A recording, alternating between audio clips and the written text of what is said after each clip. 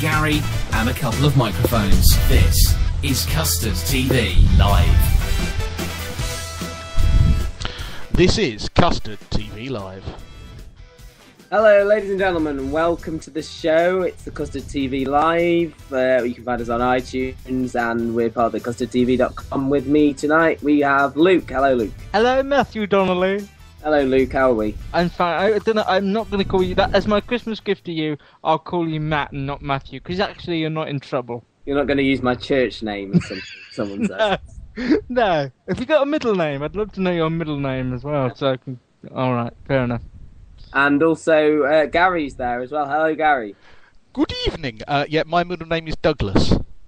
Just, you didn't ask, did you? No. DD. Yeah. DDR, very popular in the 80s when there was an Eastern Europe, Eastern Germany, but not anymore.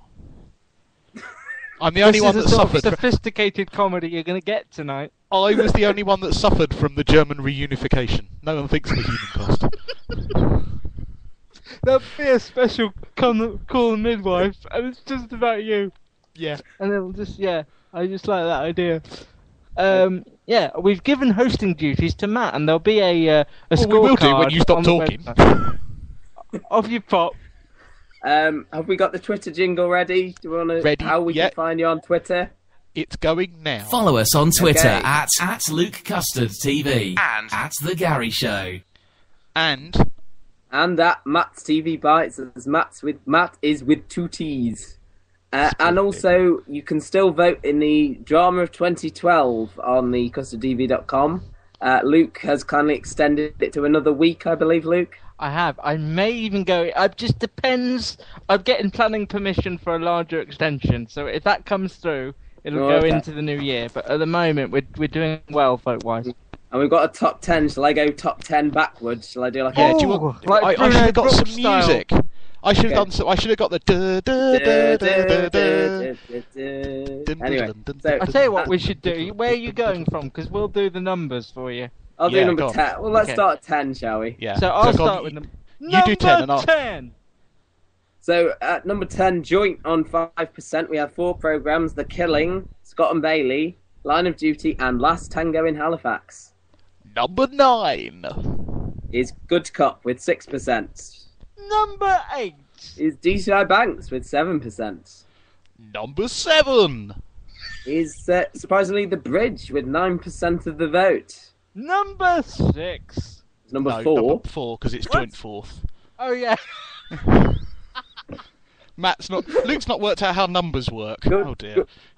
Good maths there, Luke. I'm terrified of how this is going to go now. Number 4 is Merlin, The Paradise, and Silk, all joint at 11% at the moment. And into the top 3. Number 3 is Downton Abbey on 18%. And it's Matt's big number 2. Still with the scatological humour there, Luke. Homeland with 20%. Numero 1. Still at the top with a whopping 28% is Sherlock. Wow. I'm really happy about that. Silk has really come on in the last week or two. There's some big Silk fans out there that have just started voting, because Silk was only on about 1%, and it's crept up to 11. 11? To 11. I'm adding words together. There's not a lot of time on the show. I'm just adding words together. No wonder I'm no good at numbers. I didn't even know there was a 11. Well, yeah, you must have. You were off sick that day at school, weren't you? I certainly was. A lot. So we've also had the regular social media question this week, which is favourite TV moment of the year. Luke, what was yours? I mean, it's going to be predictable, especially with what we've done. I've got 2 actually. I've got. For some reason, it sticks with me. Ashley and Pudsey winning Britain's Got Talent. I don't know why I care. It was I just really like them, and it was just really sweet and well done. And the 3rd episode of Sherlock was one of the best 90 minutes I've ever spent in front of a television ever. I agree with you. And then the following 90 minutes that I spent on the internet trying to work out how they did it.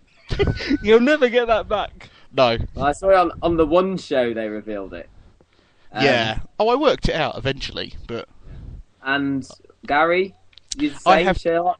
I have 2. Sherlock wasn't there. It was great, but I have 2. I have the opening episode of The Bridge, just because it absolutely sucked me into what I think was one of the best shows of the year. And the other was and I know we'll come on to the sports personality, was Super Saturday during the Olympics, when you had Jessica Ennis, the jump, the long jumper who's now going into obscurity, and Mo Farah in 45 minutes winning gold. That's his name. Yeah, the ginger bloke.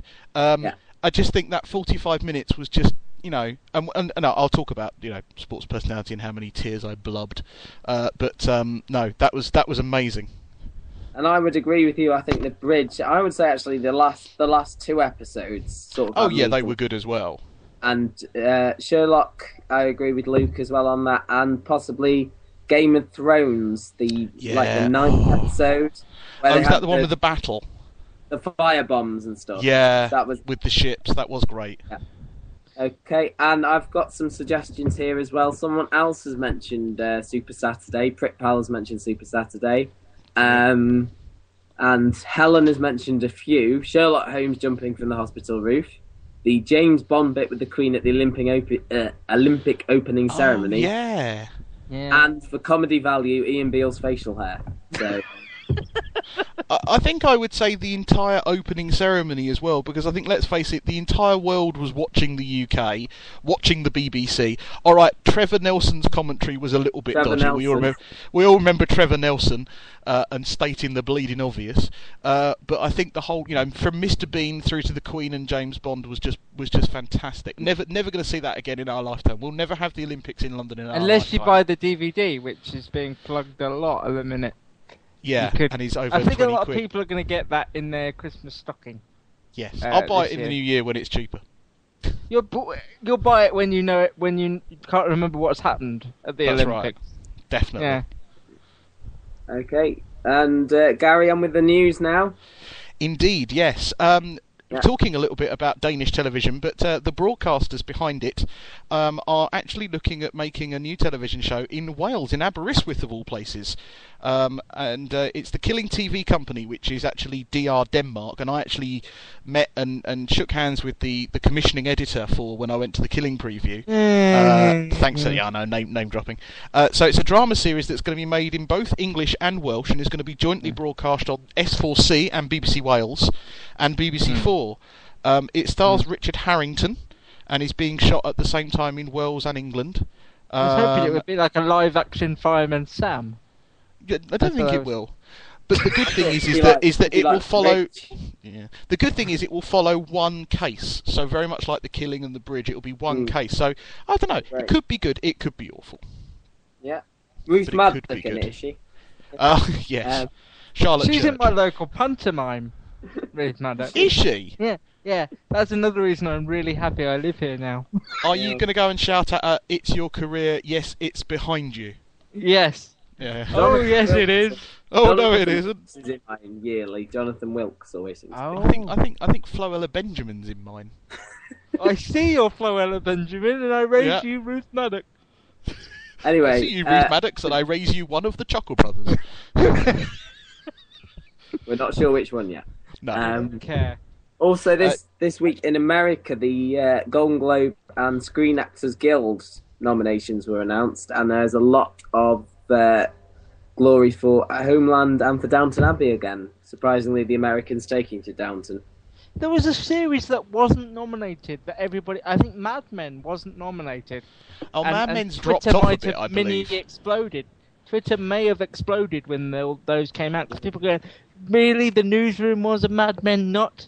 Yeah, but Mad Men took an exorbitant amount of time off in between series 4 and 5, and I think it may have lost its core view. I think it might have lost that little bit of sheen off of it. From people who watch it, I heard they thought series 5 was not as good. Because you know how I don't like to take us off on a tangent. Really? So I'm going to try not to. We nickname you Luke the Tangent. Just while we're talking about, strong American television, is Homeland just falling apart for everybody, or are yourselves still as into it as you? Because I've never known a series be so strong in series 1, and now it seems nobody's bothered with it in series 2. I can quote you at least 2. I can quote you Heroes, which was brilliant in series 1 and rubbish in series 2. All right, there was a writer's strike, and also I would say Supernatural, which was great in series 1 and really struggled in series 2. So has that happened with Homeland? No, I don't think so. I must admit, it's not become appointment television as it was when in Series 1. I'm not No. watching it. I'm watching it later in the week, and I think I'm two episodes behind. So, how about you, Matt? I'm a bit behind as well, but yeah, I'd agree with you. It's rushed now. I feel everything seems really rushed, whereas the first series really took its time. Yeah, you had all that stuff with them finding the tape of Brody and stuff, and they could have left that till the end of the series. They could have built the whole series around that. I think what's happened is that because they've tried to get in line with the American showing to keep the rumours down, I think what they've done is they've shown it so close to the end of Series 1, I don't think it's had time to be missed. It's a bit like what we say with The Apprentice. They should take a year off so that people miss it, and therefore the anticipation builds. I think they need to do that with Homeland. It will be good that it won't be shown until the end of next year. We'll just have a look quickly at the nominations. The Golden Globes, the drama ones are Breaking Bad, Boardwalk Empire, Downton Abbey, Homeland and The Newsroom, and comedy or musical, Big Bang Theory, Episodes, Girls, Modern Family and Smash. So I think Girls will win the comedy. That's certainly been well talked about. I haven't seen much of it, but I think that will win. I'd like to think The Newsroom will win, probably Downton Abbey though. No, I'd say Homeland and Modern Family personally. Okay, well... I'm not really sure why Downton's such a worldwide success. Because it's not like it's something we haven't. It's not something we haven't seen before. No, but the Americans haven't. The Americans love that sort of era of British TV, don't they? Although I think there's some love for Sherlock somewhere in there as well. Oh, there is, yeah. Some I think love. Benedict Cumberbatch has been nominated for best they actor. They love Doctor Who as well, so they love the kind of very British dramas, of which Downton and Sherlock and the Doctor Who certainly are. I know they showed Line of Duty. I think recently showed over there. They may well really? have done, yeah. Inside Men, and I think they were both well received as well. So they're showing some more sort of modern, contemporary the edgier dramas, stuff. not just the costume dramas. I could see Good Cop going down very well on in America actually, because I think it had a very American style of writing, that kind of very vicious Shield type of drama. And it's violent enough for them. I think Yeah. they find Well, America. They think all English cop shows are like Hetty Wainthropp because nobody carries any Hetty weapons. Wainthropp. I was Rosemary and speaking Thyme. of Benedict Cumberbatch, I was putting together the best of the year, and somebody reminded me about Parade's End. Oh, I love Yeah. Parade's End. What the devil was that about? I really enjoyed Parade's Or End. one. Yeah, What's funny no is clue. that BBC Two have started showing their what's coming up in drama in the autumn. I don't know why they've... And of course, because Parade's End was right at the beginning, there's adverts for it. I know. And you're thinking, what? Well. Why are they re-showing it? No, and it's just because they're showing Great British Drama, lineup. Because they've still got things to show. I'm not taking this off on a tangent, but I'm really looking forward to that new Gillian Anderson crimes thing as well that's coming up on BBC. I'll just remind you that she turned down the role of Sam Hunter in Hunted. Good girl. So maybe this is why. Good girl. Good on ya.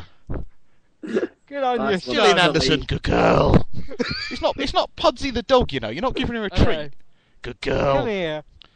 Luke, would Just you imagine like to you talk kind of about messing up her Dancing hair. on Ice? Yeah, let's talk about Dancing on Ice. It was revealed this morning. I thought I got the scoops, but then I got to a local supermarket and it was all over the papers. So somebody Scoops. must have tipped them off as well. Didn't Basically, they the do, big names in it this year are Keith Chegwin, who in my mind has always been a big name, Joe Pasquale, one of the Saturdays, Olympian Beth Tweddle, and I don't think it is Pamela one of the Anderson. Saturdays. I'm sorry, I have to disagree. It's not one of the Saturdays. Oh, it isn't. No, Una then? is Una King, who was an MP that lost out Oh. to George Oh, yeah, Galloway. absolutely. Right. Because I'm getting Yes. Una and Molly King. They're both Yeah. Saturdays, but neither one of them is Una. You're absolutely right. Yep. Una King, yeah. I Anthony hand in my Turner. editing stick. Gary Anthony gets a Turner's name also right. there. Come on. Yeah. Luke Mate, Campbell, the boxer. Pamela Anderson? Olympic- I Yeah. mean, She'll be is this? great. I mean, I know I don't watch Strictly, but is this something people genuinely look forward to? Dancing on Ice? Is it No. really? I don't think they do, not anymore. I No. think it's sort of... I think people watch it in the first sort of 5 or 6 weeks to watch the really awful people, and then once Yeah. they leave... I think just watching people fall over is quite funny for like 2 or 3 weeks. It's not funny, it's hilarious. Yeah.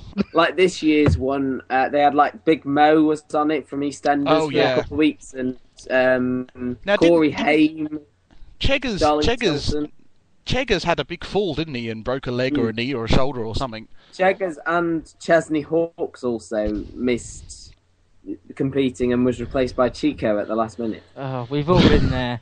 Well, one week we almost thought about replacing you with Chico, Luke. I know, it was very close, I know. It was very close one week. It was almost Chico time. Isn't Chico replacing Gary or something in That's right, in the January. new year? In the new year, Chico. He lives local. Can I just say that I've got a bit of a scooch, or a scoop, as it's more commonly known as. I saw on Twitter today that the voice auditions are going through for New Year. I don't know when that's going to be shown. Nobody else knows that. Nobody else knows that. But Danny from Hearsay has apparently auditioned. Or is that going to be another Scott from 5 moment? Yeah, it's going to be another moment, because of course the best part of the voice is the first bit where you don't see, the judges don't see them. So it could be quite interesting. It could go wrong, because if he busts out one of Hearsay's like greatest hits, they'll know him straight away. Like, I see you use the word hits. Going, I noticed you use the word hits in plural there, Luke. Please name those hits. If he does pure and simple, will.i.am's going to press his button straight away. Didn't they do a cover of Monday or something? I don't know. Yeah. Do you remember actually? They did a Saturday afternoon TV show as well. With the wall. Do you remember the wall? No. Oh, they had a wall, and they all came out from behind the wall and did little jokes. It was, Morecambe and Wise were, shaking in their boots or turning in their grave. One completely past me, I have to say. Oh. Also, the IT crowd, Gary, do you want to mention that? Well, yeah, officially confirmed by Graham Linehan. I'm probably sure on Twitter he lives on there, or Google Plus, one of the two. He's confirmed there will be a special The IT Crowd in 2013 in lieu of Series 5, because they did say that the last series was the last. I think this is right. I mean, obviously, what's great for us is that the actors involved in it have all gone on and done something. So, Richard Oyadeli has been in some films in the US with Ben Stiller. He was brilliant on Buzzcocks as well. And he was the best Buzzcocks host this year, wasn't he? To be fair, because he played a part rather than just. Can I just say as well, that Buzzcocks special last night was terrible. Yes, it was. Oh, it was awful. They tried to do a kind of a pastiche of asking the common man in the street, and it was just so bad. I'm sorry. I love Buzzcocks, but that was awful. Sorry. And obviously, very familiar with the work of the bloke whose name I can't remember, Chris Dowd, who's gone on to do the fabulous Moon Boy. Chris O'Dowd. Well, he's Irish. The O is compulsory.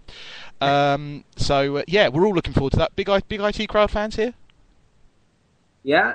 Yes. Yeah. I'm a big IT crowd fan. Yeah, I did watch it on a plane recently, right? And it was one of those things where in your mind you think it's funnier than it perhaps is. Were there any snakes on the plane? No, just IT crowd. It was either that or Two Broke Girls, and I thought if I don't want to open a plane window and jump out, I better stick with the IT crowd. But yeah, I think Graham Linehan is a fantastic comedy writer, and those characters and those actors are so. They're known for those characters now, but they're also well done in their own right. So it would be nice to have them all back.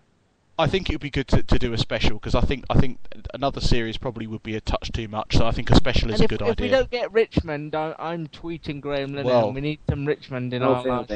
Richmond is of course played by Noel Fielding. Noel Fielding, well done. I was just checking that you two knew that. I think Gary thought he was the only person who knew that. No. I just thought for once I'm actually going to know the name, and I thought I'd ask you two. So fair enough. Moving on. Well done. Final bit of news. Another chart, but we won't do a countdown here. Is the Ofcom top 10 most complained about shows, and at the top, oddly, is Big Brother with 2,088 complaints. I have to say, I think it had that many viewers. I haven't seen this, so I can't say what it was complained about, but I don't remember it being in the news that often as being that controversial. I remember there's this horrible Irish man who was bullying another of the housemates and swearing and being abusive. Big Brother, what do they expect? Yeah. And second, the X Factor, where everyone thought it was a bit fake when Louis Walsh took it to deadline one. and say basically Ryland was saved and people weren't happy about it. 1,488 people, in fact. But let's be honest. If Ryland had gone out and Carolyn had stayed in, that wouldn't have changed the X Factor a great deal, would it? It would have done. I think it would have done. Ryland staying in was beneficial. I enjoyed some of Ryland's performances. I didn't enjoy any of Ryland's performances. What I enjoyed was the banter between him and Gary Barlow at the end, and I think that saved the show a couple of times. He was entertaining. You had like 20 ballads, and then Ryland would come on and sing badly in a sparkly suit.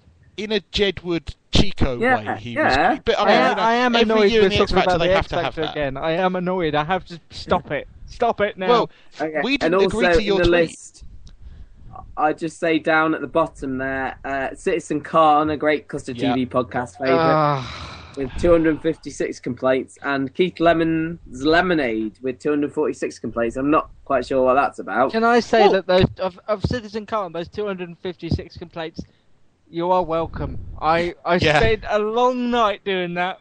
Redial. Can I just say that I watched this is slightly unrelated, but it's related to complaints. On Sunday morning, I watched Dinner Date on ITV. Why? Well, because okay. Firstly, why? No, I can't explain why, but I was put in front of a television and watched Dinner Date. There were you sitting in a high chair? Why couldn't you? No, there were three. I was sitting strapped down.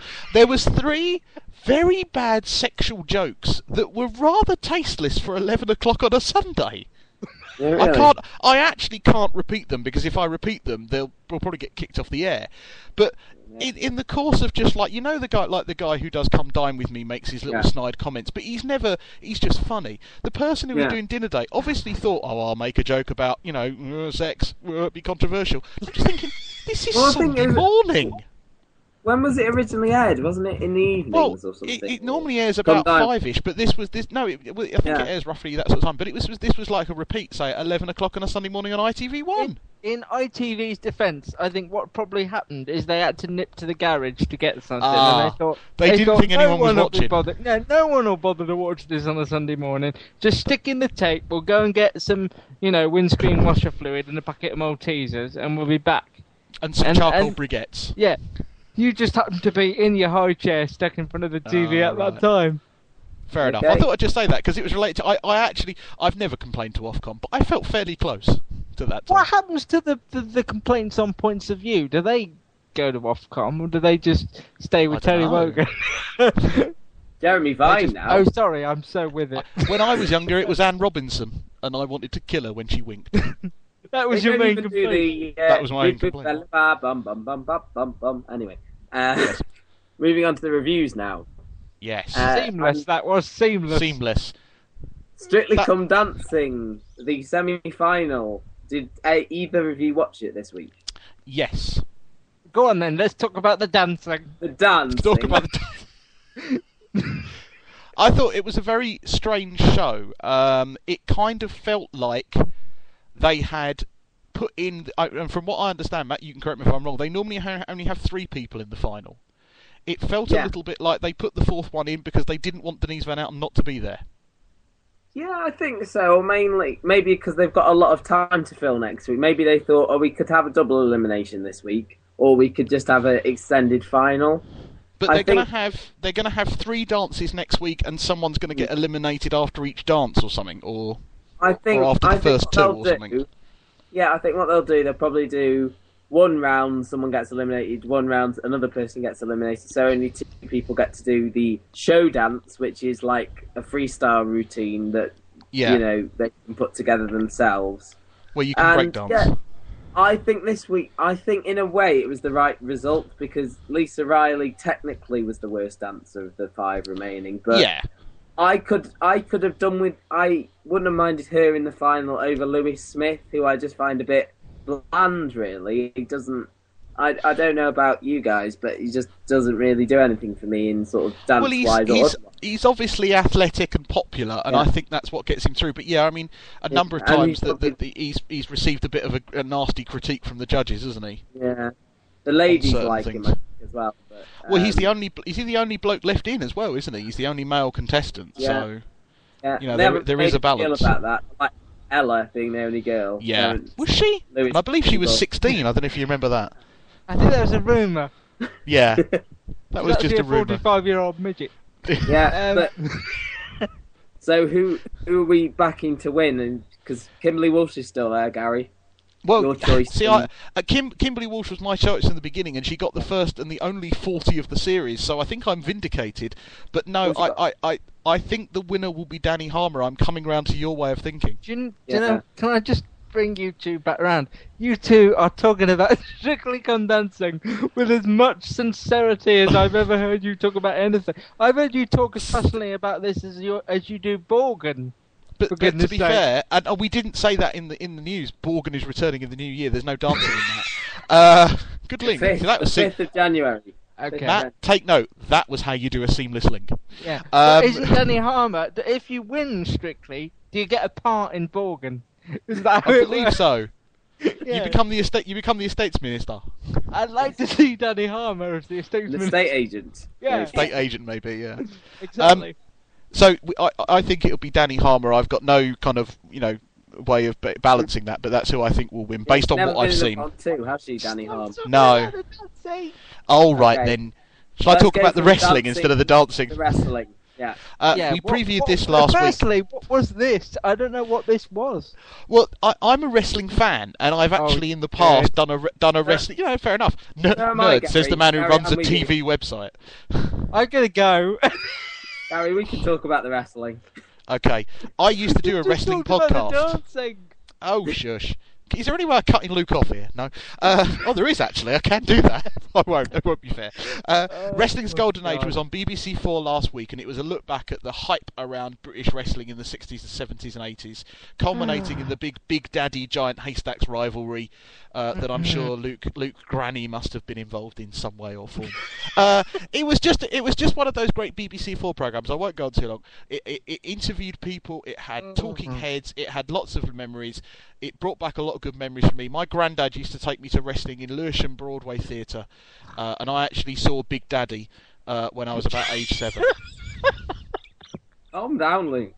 Do you know the weird thing is? The weird thing is, Jimmy Savile used to be a British wrestler, but he didn't get mentioned. But he was a very big British wrestler in his time. But they obviously must have airbrushed him out of the I program. so want to make a Savile Big Daddy joke, but I'm not going to do it. No, I don't think you can. That's why I seamlessly didn't put that in. I think we should move on to Sports Personality of the Year. Quickly now.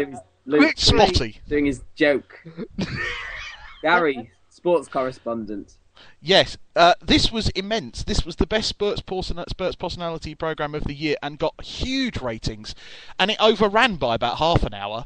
The big winner was Bradley Wiggins, the cyclist who won both the Tour de France and a gold medal at the Olympics for the UK. Very hotly contested. Have they revealed any of the voting yet? Has anyone seen? I haven't paid any attention to I think Christopher Maloney was top for a Yeah. long time. until near the end. And then... Oh dear. And then Bradley Wiggins overtook. Bradley on his bicycle. Oh, that was a good one. It was very, very light-hearted, very good, and I cried about 5 times. I have to admit it. They showed some real heartstring moments that came from the Olympics. The lady, the judo lady who lost her mother.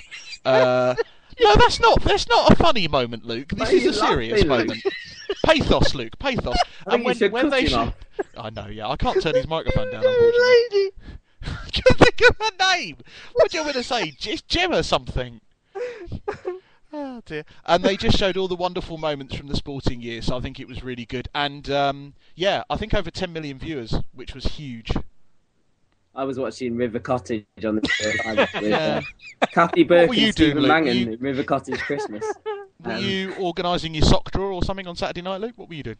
I don't know. I think Sunday I night? was still digesting Yorkshire puddings. I think. Oh really? Oh. But it's true because you've just described it, and I've been crying. Just listening to your description, I've been crying with laughter. But I can see why, of all years, this year it would be more relevant than some. Mm. I don't think they'll ever have a year like this again. I don't think they'll ever have a 3-hour-long show at the Excel Centre with thousands of people in attendance. Well, I've booked it next year for our road show. Oh, have you? Wasn't Phil Power Taylor nominated last year? Sort of Yeah. the darts that they had And to sort of extend it to darts last year. And in previous years, the Queen's one of her Queen's nieces or grandchildren was nominated. Zara Phillips won it, didn't she, one year? I mean, that was really scraping the barrel. So presumably, if a load of people watched that, then nobody watched Making the Lady, or they did? Oh, My did. parents watched that. I can't ask their out, so I can't ask them about it, I'm afraid.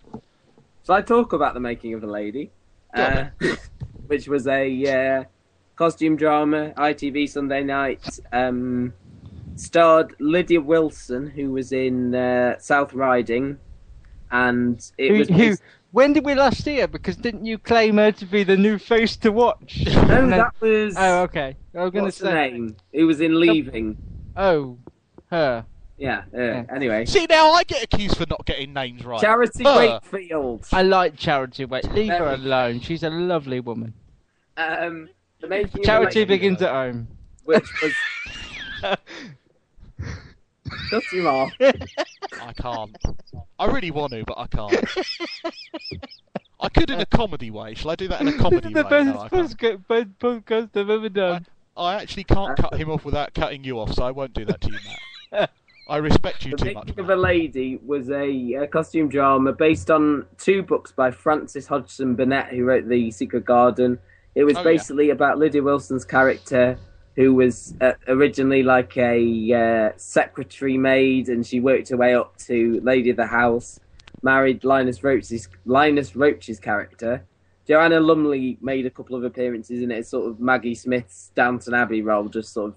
Well, they highly promoted her being in it, but then my parents said she wasn't in it that much. Yeah, she was only in it the first half, where it was sort of the first book, which sort of looked at this girl's rise to being Lady of the House. Then the second part sort of went a bit dark and brought in like the cousin of her husband who came to stay with her while the cousin went to war. And they were basically trying to usurp her and take the house for themselves. This could sound very wrong, what I'm about to say, but it's never stopped me before. I think actually this was quite strong scheduling by ITV, because maybe the thinking was the men of the house will want to watch Sports Personality of the Year, and the ladies of the house will want to watch Making of a Lady. Or is that wrong? Do you think period dramas are only for women, or is that completely wrong of me to say? I don't know. I mean, there was it was a question actually asked. I went to the Lady Vanishes premiere last week, and they asked that there why period drama is so well liked and well received. And I think it's the costumes, and it's that sense of past and looking back now with a sense of perspective. So, but I would say this was a lot darker and a lot more serious than Downton Abbey, and by the end it started to drag a little bit. It didn't have any sort of humour to it or anything like that, and I thought ultimately it was a bit of a miss for me. I didn't really enjoy it that much. Hence me turning over to River Cottage. It's a difficult time of year, this, because you get people putting on their best stuff, or they put on sort of what's left on the shelf and save the good stuff for a while. Yeah, I got that impression too. Anyway, we've only got about 10 minutes left. Should we talk about the town? Thank God. Let's talk about the town.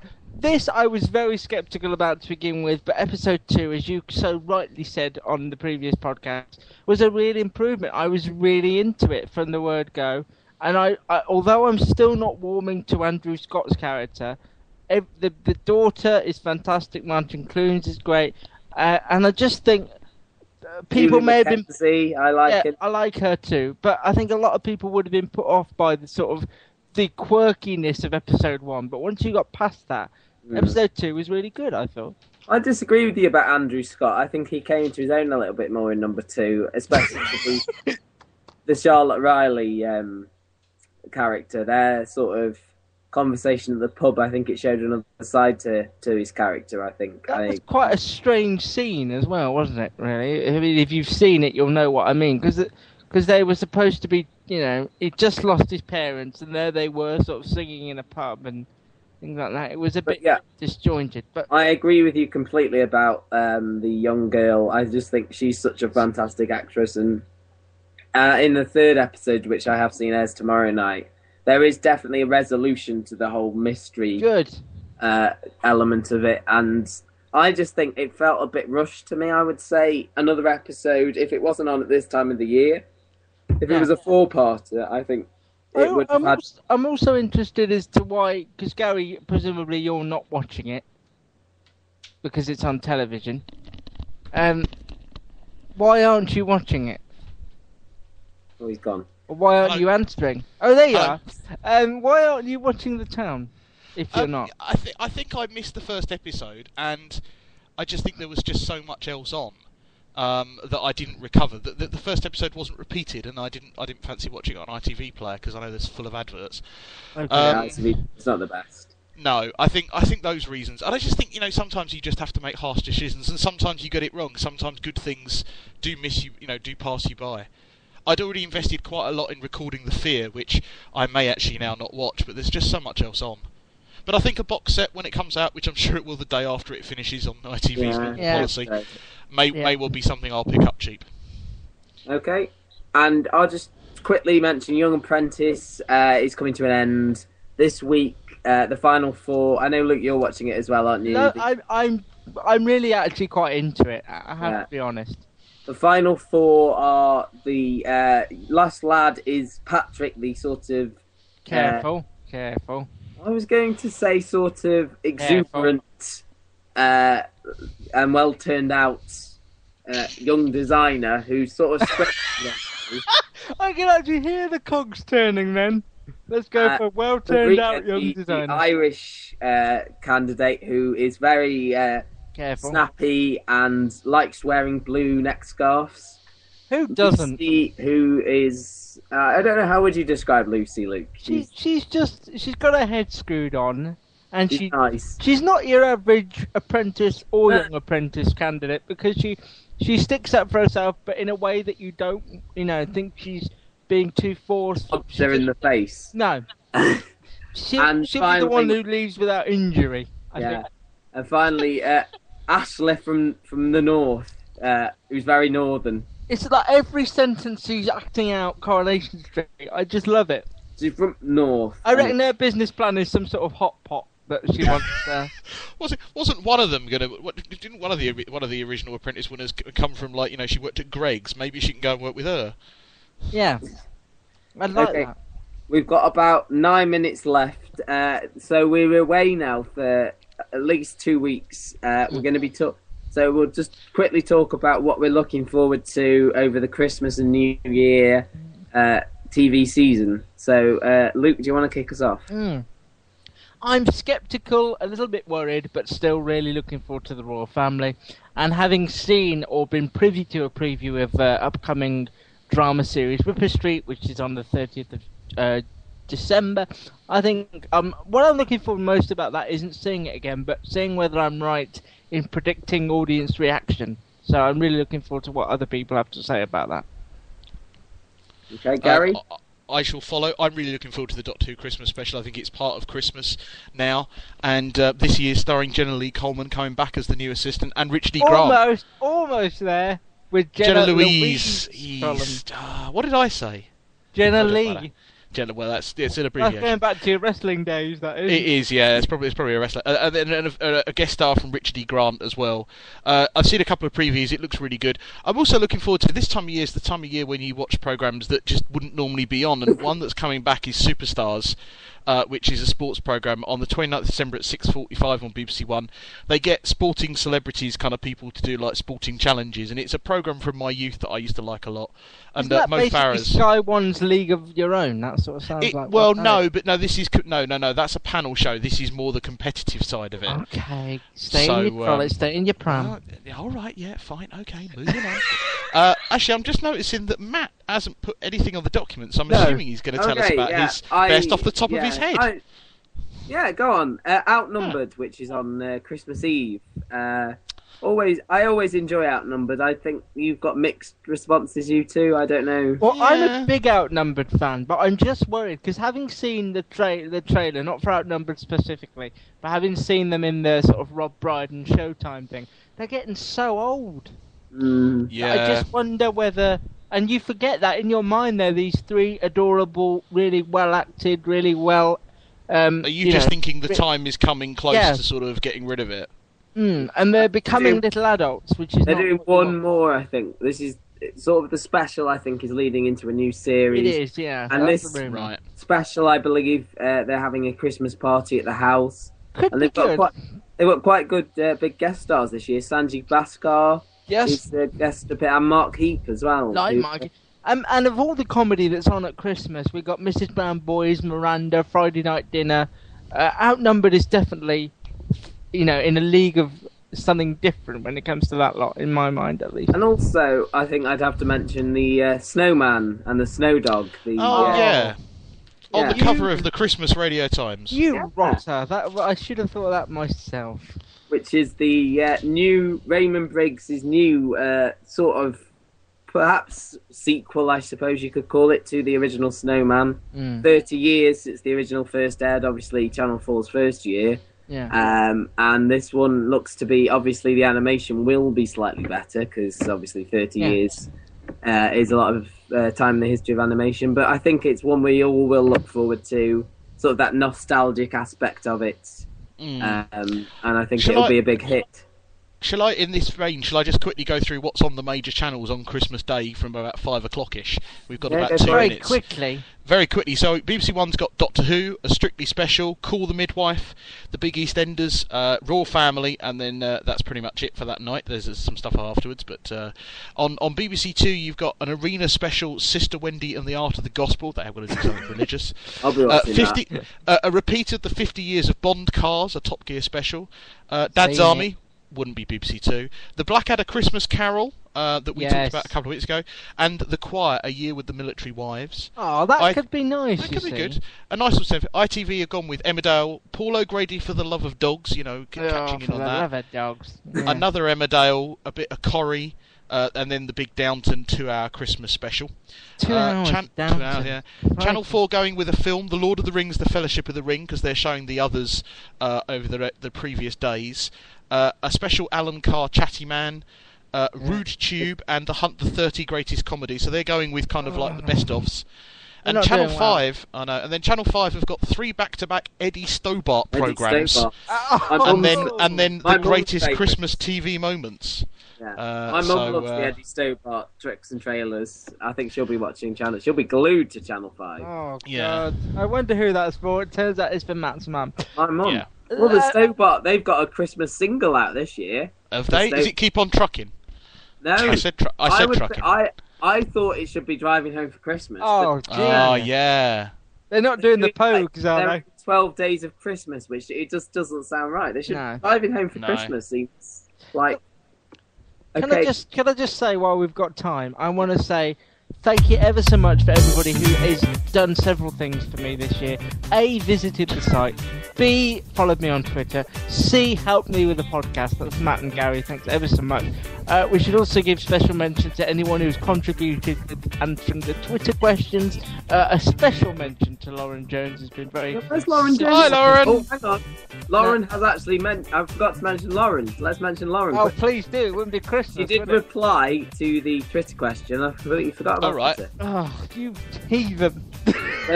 2 minutes left. Lauren Jones. Yeah. The last 1 minute 20 30. minutes or so of the last Sherlock episode.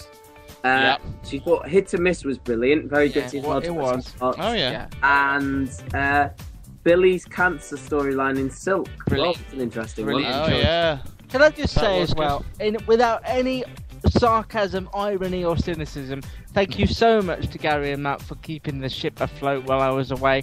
And have a lovely Christmas, the pair of you. I'd be loved to that on a Thank Tuesday. you very much. And to you too, Luke. Okay. Thank you very much. Twitter.